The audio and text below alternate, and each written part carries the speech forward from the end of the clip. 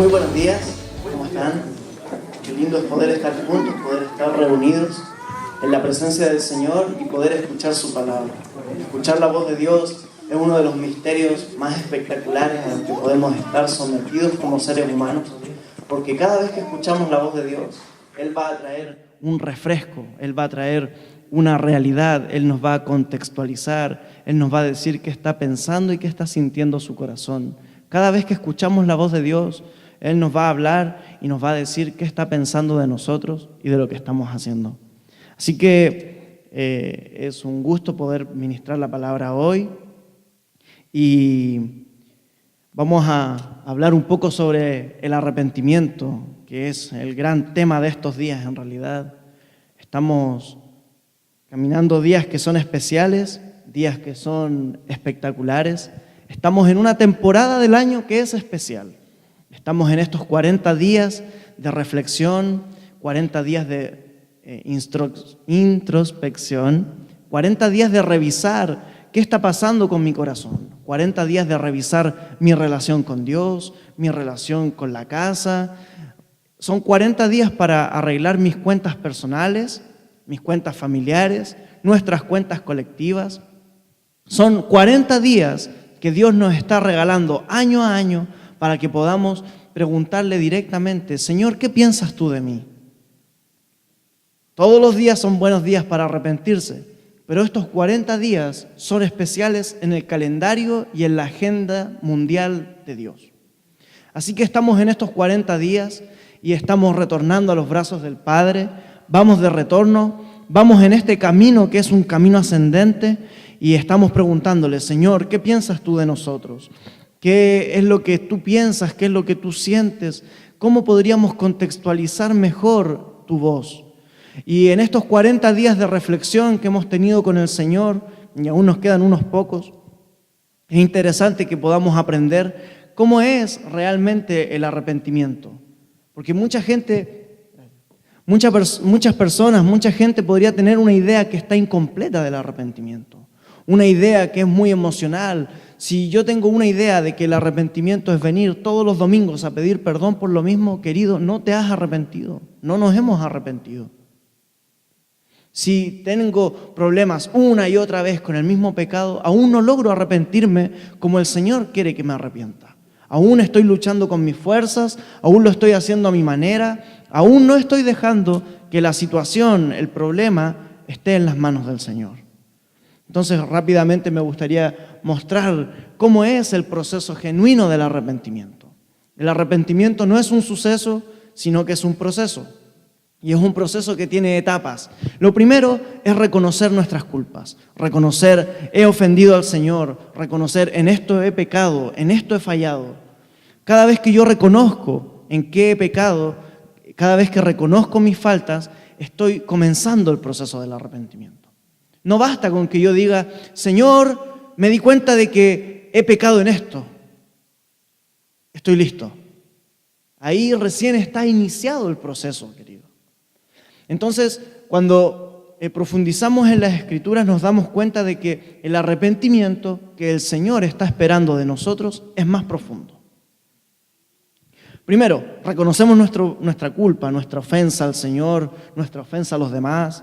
Eso es lo primero. Pero lo segundo es confesar que hemos pecado. Señor, he pecado en esto, he pecado en esto. Se lo cuento a algún líder, a algún pastor, a alguien de confianza. Necesito confesar mi falta. ¿Por qué necesito confesar? La palabra dice que Dios es justo, es fiel y justo para perdonar nuestros pecados, pero dice que cuando confesamos, somos sanados. Hay mucha gente que camina con cicatrices que tiempo en tiempo se abren y comienzan a sangrar nuevamente. Son heridas que nunca logran cerrarse, porque han tenido parte del proceso del arrepentimiento, pero nunca han llegado al punto de ser sanados. Hay gente que arrastra dolores del alma, traumas terribles por lo mismo, porque hemos caminado una parte del arrepentimiento, pero al no confesar, al no soltar el dolor, el problema, incluso la ofensa al Señor, la falta, no logramos ser sanados, querido. Lo tercero es restituir el daño.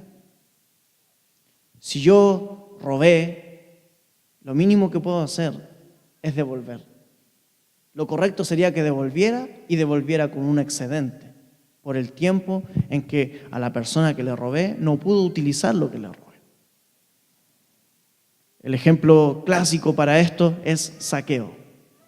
Viene, habla con el Señor le demuestra, lo convence de pecado y él dice: Señor, necesito arrepentirme, reconozco mi falta, confieso mi ofensa a tu persona y voy a restituir. Voy a ir a todos los que les robé, a todos los que les hice daño y voy a restituir. Y dice que les dio 4 veces lo que les había robado. Eso es la restitución. ¿Cómo restituye una relación que está rota, que está dañada? ¿Cómo en realidad me arrepiento creyendo que Dios me perdonó y tengo una relación espectacular con Dios, pero estoy enojado con todos ustedes? Tengo destruida mi relación con todos ustedes, pero estoy bien con Dios. No, yo me arrepentí y confesé mis faltas, Señor. Tú sabes todas las cosas. Pero si no restituyo la relación con los demás, nunca podremos hacer la vida del cuerpo, la vida familiar del reino, que es la que nos va a llevar a donde tenemos que llegar. Entonces, cuando decimos nos estamos arrepintiendo por 40 días, ¿en realidad nos estamos arrepintiendo o estamos teniendo parte del arrepentimiento? Porque si no estamos viviendo por lo menos estas 3 etapas, queridos, aún no lo hemos logrado.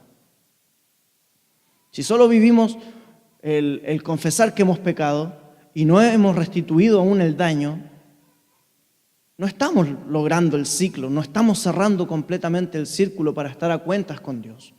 Aún no hemos llegado al lugar de pacto con el Señor, donde Él quiere que estemos para hacer su voluntad.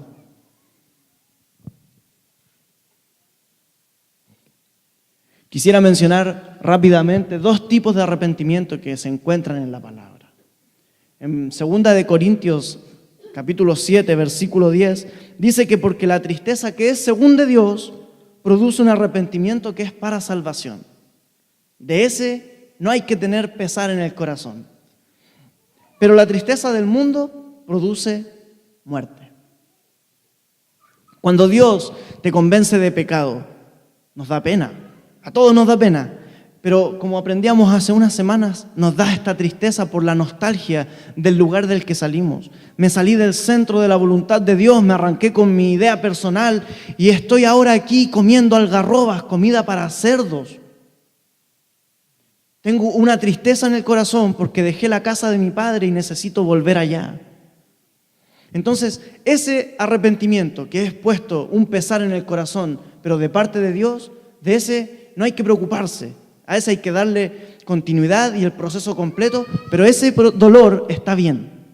Pero hay otro dolor, que lo dice la palabra, que es la tristeza del mundo, y esa produce muerte. Cuando yo reconozco, por ejemplo, he dañado una relación, perdí un amigo de años, pero no viene la convicción real del corazón del Señor de que he pecado, de que he fallado, que he ofendido a una persona, y es solo una convicción personal, puedo sentir dolor porque la relación se dañó. Más como la convicción no provenía del Señor, nunca me voy a hacer cargo de decir, ¿sabes qué? Realmente pequé. ¿Sabes qué? Necesito confesar que he fallado, pensé mal de tu persona, hablé mal de ti, dije esto, me hago cargo. Y ¿sabes qué? Voy a restituir. Quiero decirles a todos ustedes que esta persona, yo dije esto y no es verdad. Pero si yo no tengo ese proceso, esa convicción real, no me va a importar que la relación bueno, hasta aquí fuimos amigos, sigue tu camino, yo sigo el mío, y qué triste. Más la relación nunca fue restituida, produce muerte. Tipos de arrepentimiento. El primero, arrepentimiento para muerte. En la imagen se pueden ver 30 monedas de plata. Todos ya saben de quién estoy hablando.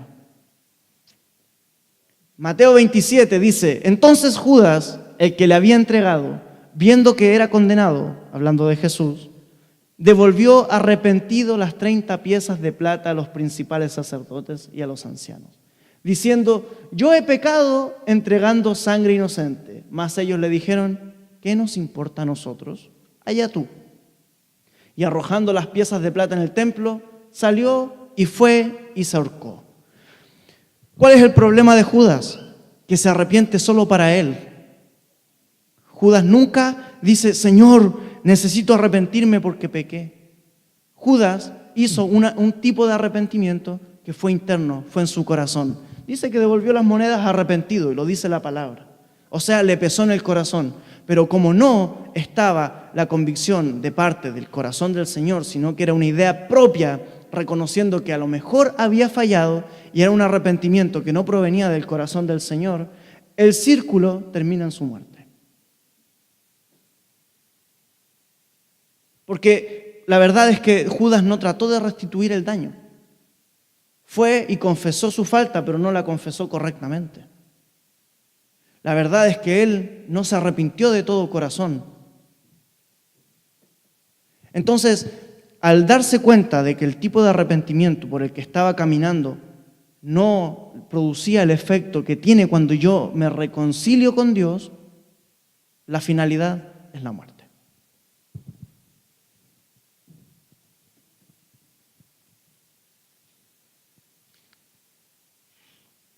Sin embargo, existe un arrepentimiento que es para salvación.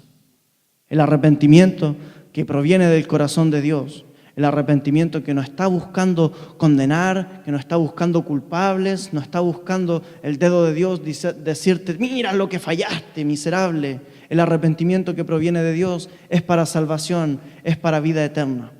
En Lucas 7 se cuenta la historia de que Jesús entra a la casa de un hombre que al parecer tenía buena situación. Y dice que una mujer se puso a los pies de Jesús y derramó un perfume carísimo. Lo mejor de ese tiempo. Algunos entendidos dicen que ese perfume costaba el sueldo de 2 o 3 años de trabajo completo. O sea, era una gran ofrenda. Después entendemos por el contexto bíblico que lo que está haciendo la mujer es preparar el cuerpo del Señor porque iba a ser entregado. Pero es interesante la conversación que tiene Jesús con el dueño de casa.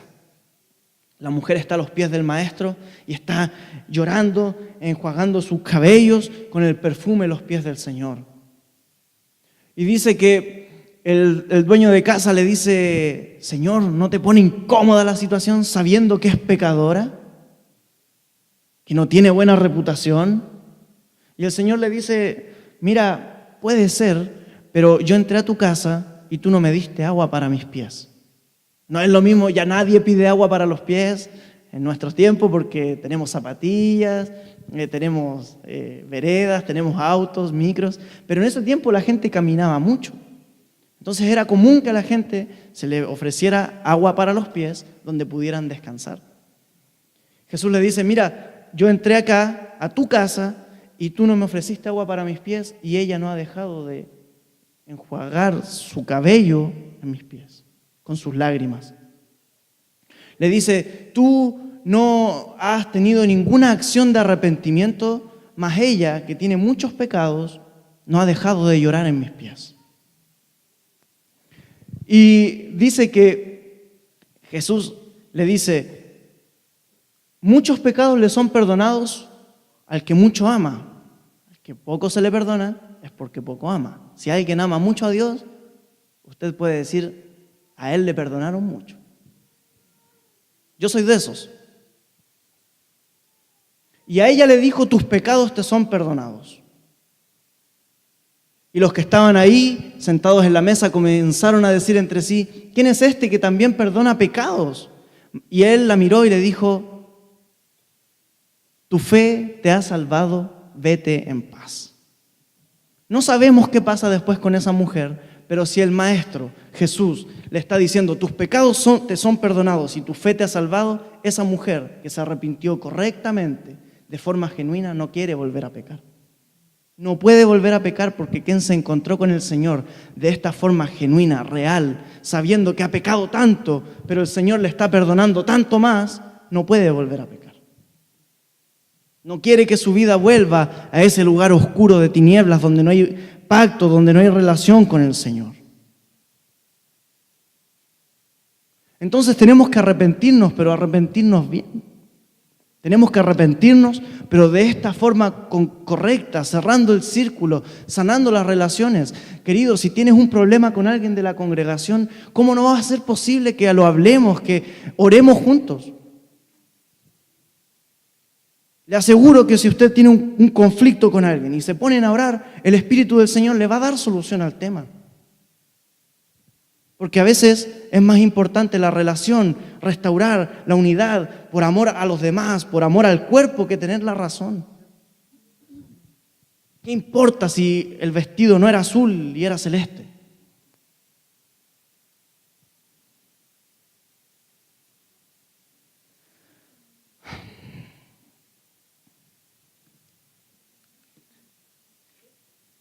Hay una voz que clama en el desierto. Hay una voz que está emergiendo desde el desierto, se está preparando, estuvo en el contexto correcto en los tiempos de Jesús, ha estado por toda la historia y en todas las generaciones, una voz que clama en el desierto. Mateo capítulo 3, yo puse ahí los puntos, pero son los versículos, tomé los más importantes para la exposición. Y en Mateo capítulo 3, versículo 1 dice: en aquellos días vino Juan el Bautista predicando en el desierto de Judea. Juan no tenía que estar en el desierto, Juan tenía que estar predicando en el templo. Pero él está predicando en el desierto. Después dice que él les decía: arrepentíos porque el reino de los cielos se ha acercado. En otra versión dice: arrepentíos porque el reino de los cielos está retornando.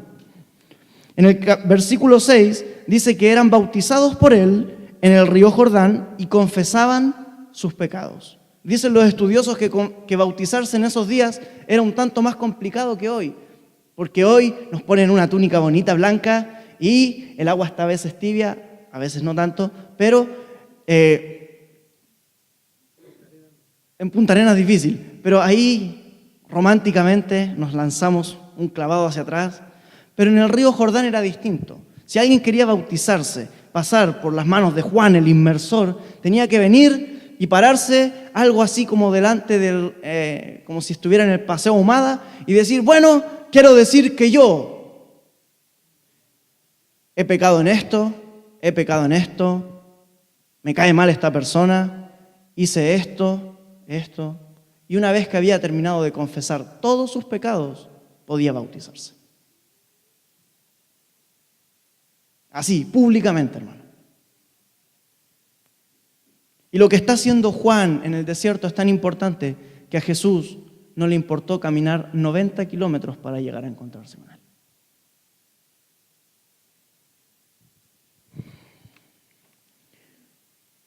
Versículo 7 dice: al ver que muchos de los fariseos y de los saduceos venían al bautismo, les decía: generación de víboras, que él les enseñó a huir de la ira venidera. Haced pues frutos dignos de arrepentimiento. Y después les habla y les contextualiza a Abraham. Pero es interesante el versículo 8. Una vez que ya confesaste tus pecados, te bautizaste, has nacido de nuevo, ya te arrepentiste, ¿qué viene ahora? Haced pues frutos dignos de arrepentimiento. ¿Y cómo es esto? ¿Qué son estos frutos dignos de arrepentimiento?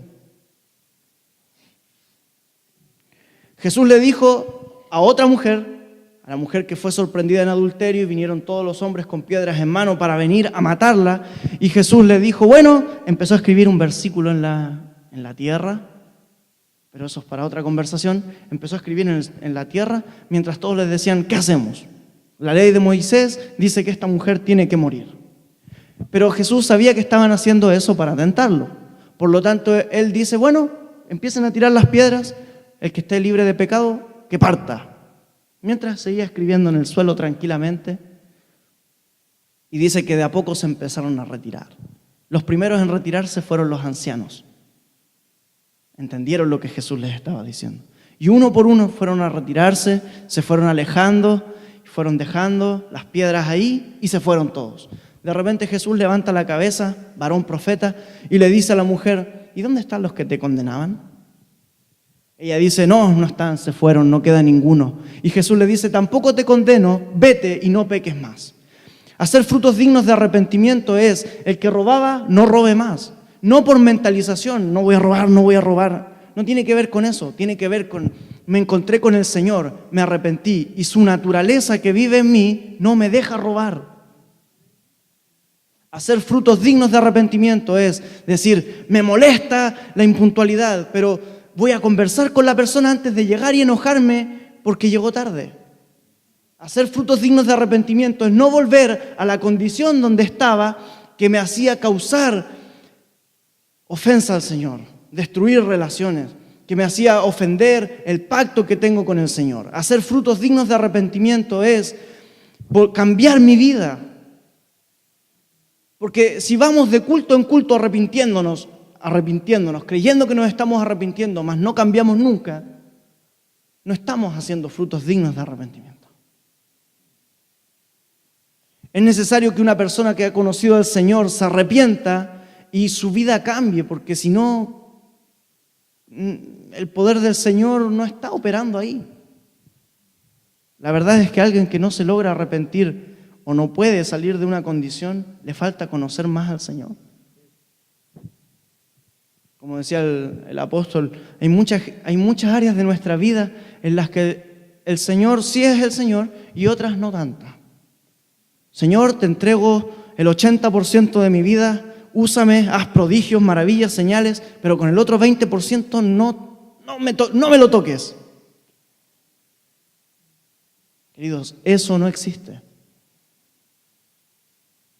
Hay un versículo que Jesús dice que se va a poner delante y va a decir: a la derecha los que sí, a la izquierda los que no, entrad, los de la derecha, entrad a la casa de mi Padre, benditos del Señor. No hay otro camino, hay dos caminos. A veces como iglesia tenemos esta fantasía un poco extraña que nos engendró la religión de creer que hay tres lugares, que hay tres destinos posibles. No, otro día conocerá al Señor, otro día tomará su decisión. Entonces, mientras esa persona no es salva, ¿dónde está? ¿A dónde está destinada? Al infierno. No hay otro lugar. Ya está en el infierno, ya está muerto, porque todos estamos muertos en delitos y pecados hasta que el Señor viene y nos resucita con su poder. Entonces, cuando nos arrepentimos, tenemos que tener frutos dignos de arrepentimiento, que muestren lo que yo era, mi viejo hombre quedó atrás. Soy una nueva criatura, porque en el Señor todas las cosas son hechas nuevas. Amén. En el libro de Josué hay una historia muy interesante que le invito a que puedan leer el capítulo completo. Y en un momento Josué van y hacen pedazos Jericó, espectacular, me imagino ahí cómo deben haber temblado los muros hasta caerse. Tiene que haber sido una película, hermano. Pero después se prepararon, mandaron espías a la tierra de Ai y volvieron los espías y dijeron: Jericó era difícil, esto es pan comido. No vayamos todos, dale vacaciones aparte del ejército, Josué, manda 2,000, 3,000, la hacemos. Y Josué dice que bueno, los manda y dice que salieron arrancando del pueblo enemigo. El pueblo de Israel, que tenía llena de terror a toda la tierra de Canaán, tuvo que salir corriendo. El pueblo de Israel, que hace poco tiempo había destruido una de las ciudades más grandes y fuertes de Canaán, ahora salía huyendo de una ciudad pequeña. Murieron 36 hombres ese día. ¿Cuánta gente se puede ir de la iglesia?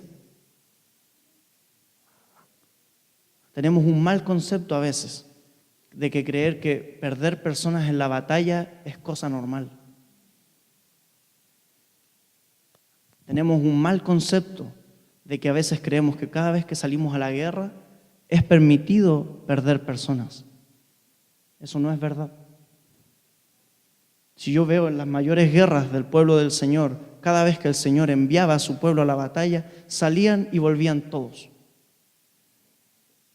La primera guerra que libró Abraham era una cosa de locos. Iba a ir a pelear contra 5 reyes. Fueron 318 personas, volvieron 319. Y más. Entonces, ese día murieron 36 personas del pueblo del Señor. Josué rasga sus vestidos, se pone en polvo, ceniza y empiezan a preguntarle: Señor, ¿qué pasa? ¿A qué nos sacaste de Egipto con todas las maravillas, los prodigios, las señales? El mar se abrió, el Jordán, comieron maná. ¿Para qué si íbamos a terminar así, destruidos por una tribu pequeña? Y el Señor le dice: Josué, levántate, párate del suelo. Necesito hablar seriamente contigo. Le dice: Israel pecó. Le dice: ¿por qué te postras así sobre tu rostro? Israel ha pecado y aún ha quebrantado mi pacto que yo les mandé. También tomaron del anatema, han hurtado, han mentido y guardaron entre sus bienes. Israel pecó. Y si seguimos leyendo los versículos posteriores, nos damos cuenta que solo había un hombre que había pecado: Acán. Que entre otras cosas lo que hizo fue cuando fueron a Jericó y dijeron: no podemos tomar nada porque está declarado anatema por el Señor. O sea, esto, si lo traemos a nuestro campamento, va a producir un olor extraño delante de Dios. No podemos traerlo, dejémoslo ahí, quemémoslo. Un hombre dijo que está bonito este manto babilónico. Yo no sé qué habrá hecho con ese manto, pero si ese hombre era del pueblo de Israel, él iba con un talid. Pero cuando vio el manto babilónico y le gustó el manto babilónico, me da la sensación, podría ser, que a lo mejor le gustaron más esos colores. Prefirió esa cobertura. Prefirió cubrirse con los demonios de Babilonia que con las promesas del Señor. El asunto es que este hombre llega y agarra el manto y un poco de oro, un lingote. Y lo guarda ahí abajo de la cama, en el colchón. Y el Señor le dice: Josué, el problema es que Israel entero pecó. Israel ha pecado. Rompieron el pacto, ellos no guardaron el mandamiento. Y Josué, si yo fuera Josué, yo le habría dicho: para, Señor. Israel no ha pecado, solo pecó Acán. Que se las arregle Acán y su familia. Resucita a los 36 que murieron por culpa de Acán. Pero el Señor no puede hacer esa diferencia. El Señor, cuando mira, no ve individualidades, ve la colectividad. Entonces, si el Señor nos está mirando y mira y dice: Israel ha pecado, está diciendo: todos pecaron. Así que, querido, déjame decirte que cada vez que tú pecas, yo estoy pecando. Cada vez que yo peco, todos ustedes están pecando. Así que somos tan fuertes como el más fuerte de nosotros, somos tan débiles como el más débil de nosotros. Tus fortalezas también son mis fortalezas y tus debilidades también son mis debilidades, porque el Señor no ve el singular. Si un día el Señor nos dice: Antioquía pecó, nosotros tenemos que entender que quizás no todos hemos cometido el pecado en sí, pero si hay uno de nosotros que está pecando en algún área, todos estamos incluidos en el paquete. Entonces esto es fuerte. Esto no nos gusta porque nos gusta salvarnos solos, porque es más cómodo. Allá ustedes, yo sabré lo que hago con mi vida y yo me voy al cielo. Pero cuando yo veo esta historia, me dice que tengo que cuidarte tus espaldas y te pido que cuides las mías. Si un día me ves haciendo algo que ofende al Señor, por favor dime. Y es mi compromiso que si yo te veo haciendo algo que ofende al Señor, también te voy a decir, porque yo no quiero que nuestra casa peque. Porque yo no quiero que cuando salgamos a la batalla tengamos que dejar 36 hombres heridos. 36 hombres que se nos fueron como si nada. Porque somos tan fuertes como el más fuerte de nosotros y somos tan débiles como el más débil de nosotros. Israel pecó.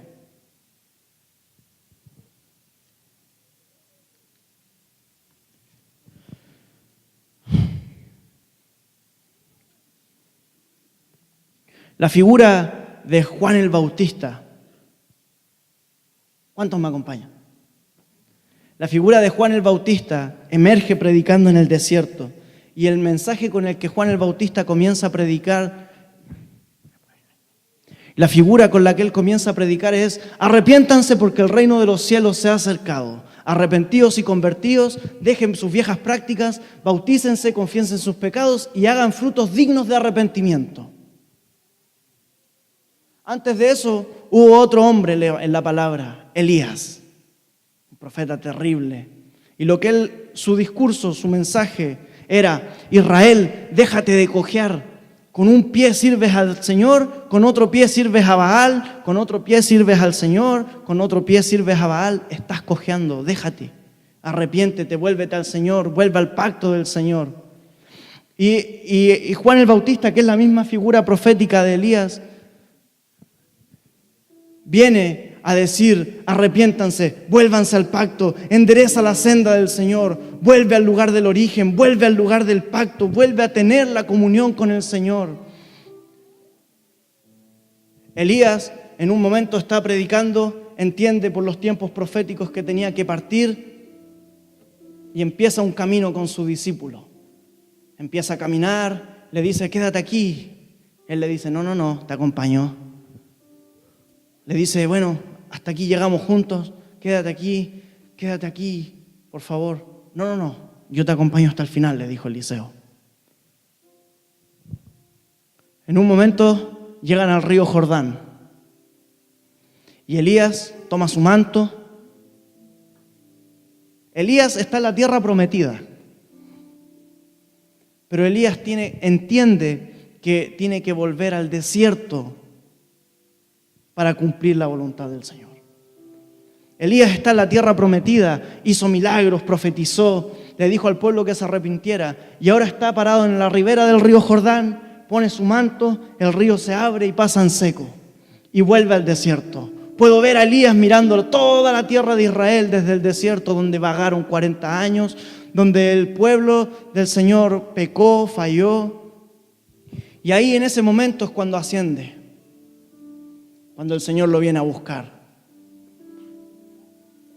Años después, un profeta, con la misma identidad profética que Elías, el segundo Elías, Juan el Bautista, sale desde el desierto y bautizaba en el Jordán, diciendo: arrepiéntanse y conviértanse. El Señor en estos días nos ha hablado muy fuerte de que tenemos que bautizarnos nuevamente. No se trata de ponernos toda la túnica blanca y tirarnos el piquero. Se trata de ser sumergidos en la presencia del Señor. Arrepentirnos de verdad, arrepentirnos de corazón. Ser limpiados, porque al lugar donde el Señor nos está invitando, que es un monte, no podemos ir si no tenemos cuentas claras con el Señor. No podemos ir si llevamos mantos babilónicos. Y hoy, como esa misma voz profética, vengo como una voz que clama en el desierto a decir: iglesia, tenemos que arrepentirnos, todos, yo también, tenemos que arrepentirnos, tenemos que volver al lugar, tenemos que volver una vez más al río Jordán, a meternos ahí hasta que nuestra esencia, nuestra naturaleza cambie. Tenemos que volver, salir corriendo al lugar donde el Señor nos está llamando. Quiero meterme en este río hasta que yo cambie, porque si no, no voy a poder emprender el camino que el Señor me está invitando. Si hay pecado en la iglesia, en la congregación, todos necesitamos bautizarnos y arrepentirnos. No es posible que cada vez que llamemos al arrepentimiento, algunas personas se queden sentadas en la banca. Hermano, todos somos pecadores, todos hemos pecado. El que dice que no ha pecado está mintiendo.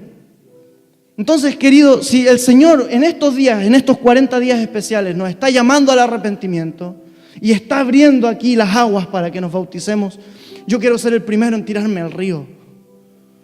Yo necesito ser el primero. Porque entiendo que el Señor, que está levantando una voz que clama en el desierto, una voz que está preparándose para anunciarle a todo el pueblo: arrepiéntanse, tiene que haberse arrepentido primero.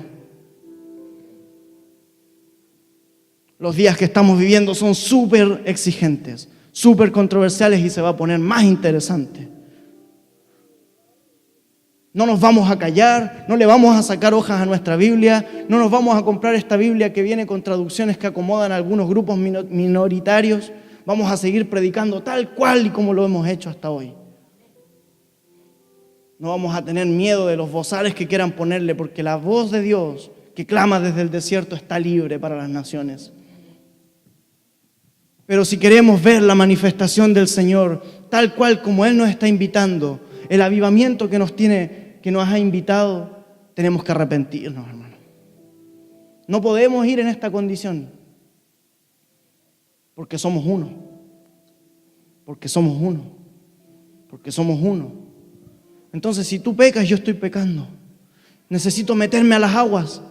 Necesito que nos metamos a las aguas. Necesitamos volver al lugar del pacto donde Elías le dijo al pueblo, arrepiéntanse. Donde Juan el Bautista le dijo al pueblo, arrepiéntanse. Donde el Señor está diciendo, arrepiéntanse. Y arrepentirnos de verdad. Arrepentirnos con el círculo completo.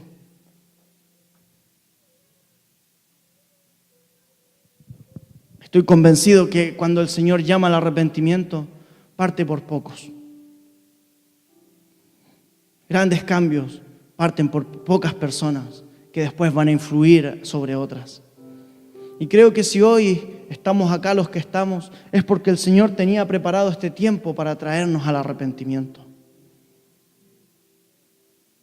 Porque muchos quieren estar en el monte de Sión con las manifestaciones de Dios, el poder, la gloria, pero aún tenemos situaciones inconclusas. La invitación que el Señor nos está haciendo para estos días, ha dicho que nadie puede hacer la obra de Dios si no está completamente a cuentas con Dios. Nadie podrá ver la manifestación sobrenatural del Señor operando en su vida si no está a cuentas con Él.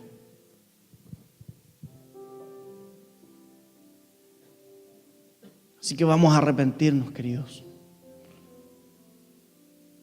Vamos a arrepentirnos. El Señor nos está llamando una vez más al Jordán. Arrepentimiento que produzca salvación para vida eterna.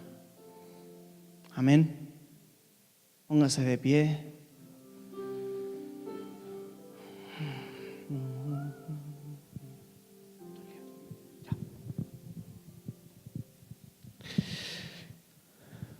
El remordimiento se disfraza del genuino arrepentimiento. Y nosotros creo que hemos tenido mucho remordimiento por el pecado. Hemos llorado, pero nunca lo hemos enfrentado realmente si en primer lugar no lo hemos confesado. Entonces quiero que busques a alguien y vamos a confesar nuestros pecados. Este ejercicio es complicado. Porque nos hemos inventado una idea, un diseño propio. Yo me arrepiento ahí en mi silla, en mi cuarto, y le confieso al Señor mis pecados. No es lo que está escrito. Dice, confesaos vuestros pecados, vuestras ofensas unos a otros, para que seáis sanados. Y aquí vamos a ver el nivel de confesión que tenga de mi falta, el nivel de exposición que yo tenga ante aquel que va a ser un sacerdote para mí, porque eso es lo que necesitamos ser, va a decir cuánto real compromiso tengo con abandonar el pecado. El que encubre su pecado no prosperará, dice la palabra. ¿Y cómo se encubre el pecado? No confesándolo, guardándolo.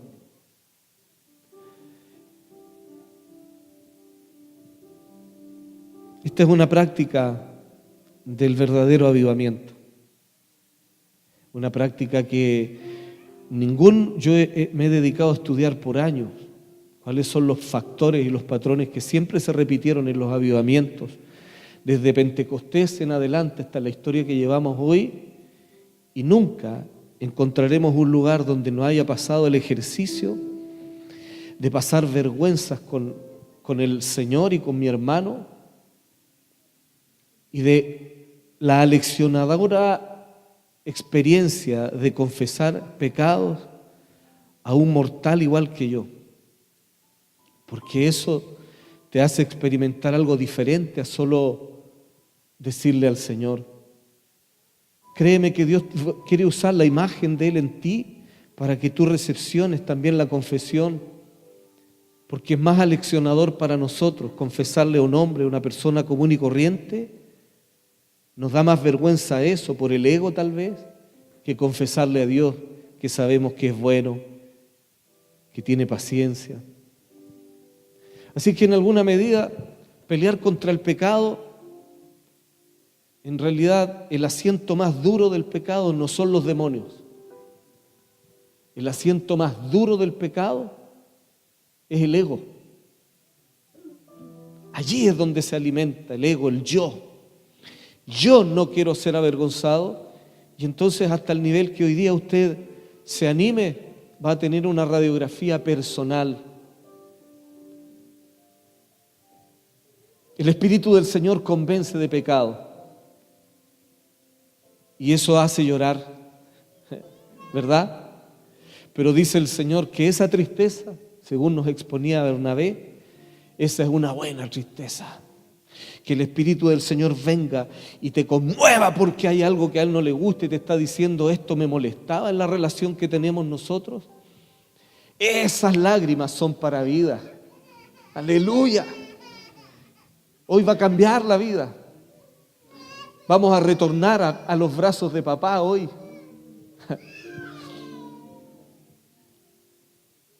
Aleluya por eso. Pero la tristeza que genera el mundo, que en ese contexto es el universo, pero creado por el alma perversa. Esa tristeza te hace llorar y no va a ninguna parte, solo a la muerte. ¿Encontró ya la persona con la cual va a orar y confesar? Búsquelo, por favor. Este es el factor Bernabé de hoy día.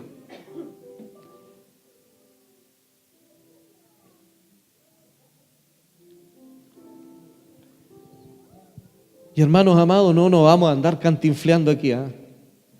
Oh, yo quiero pedir perdón al Señor porque muchas veces pienso mal.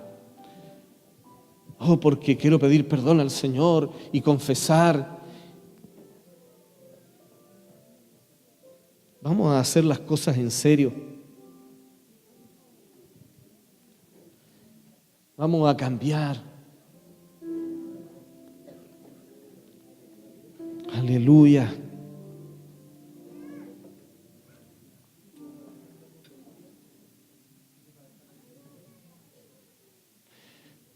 Si ponemos música, por favor, si podemos poner música de fondo para dejar a Ian libre también.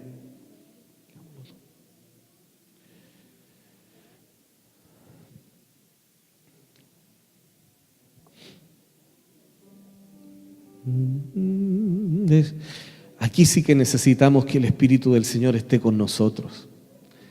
Amado, Héctor, te pido un favor. Mira, yo a él no lo conozco, pero el Señor tiene algo.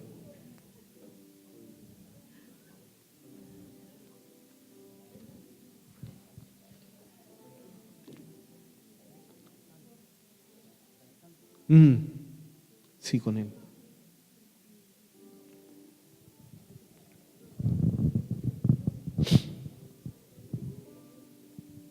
Aquí es donde están derribándose argumentos que nos tenían amarrados. Si es verdad, no tenemos un ambiente eléctrico, emocional, pero creo con todo mi corazón que no hay un ejercicio más liberador que este. Busque a alguien, que nadie se quede solo.